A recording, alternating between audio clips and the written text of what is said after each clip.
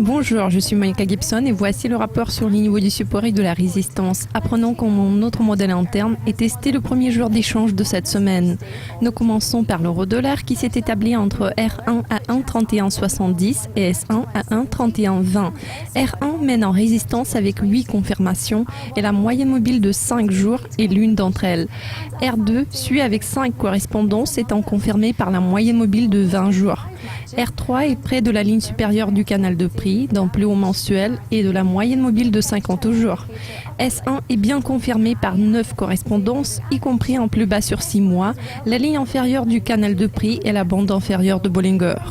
En plus bas sur 12 mois est l'une des 3 correspondances de S2. S3 voit 2 confirmations et c'est en niveau psychologique. Le câble s'est établi dans une fourchette comprise entre R1 à 1,6690 et S1 à 1,66. Toutes les 3 lignes de résistance sont confirmées par 2 études alternatives. La première ligne est la moyenne mobile de 20 jours, R2 est la moyenne mobile de 150 jours et R3 est soutenue par la moyenne mobile de 50 jours. R2 est la moyenne mobile de 150 jours et R3 est soutenue par la moyenne mobile de 50 jours et la bande supérieure de Bollinger. S1 compte la moyenne mobile de 10 jours parmi ces 13 correspondances. S2 suit avec 7 confirmations étant près de la ligne inférieure du canal de prix. S3 est en niveau psychologique avec 2 confirmations au total. Le dollar yen a progressé pour s'établir entre R1 à 104,40 et S1 à 104. R1 est confirmé par la bande supérieure de Bollinger, la ligne supérieure du canal de prix et 6 autres modèles. R3 est en plus haut sur 4 ans avec 4 correspondances au total et R2 est en niveau psychologique ayant 2 confirmations au total.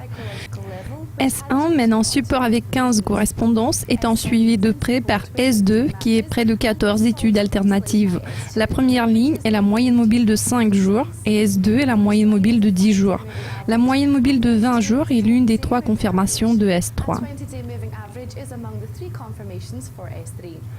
On termine ce rapport par le dollar franc suisse qui s'échange dans une fourchette comprise entre R1 à 0,9210 et S1 à 0,9180.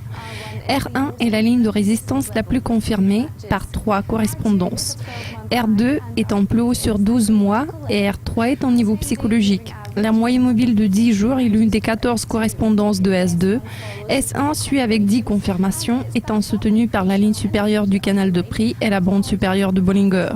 La moyenne mobile de 20 jours est l'une des 8 correspondances de S3.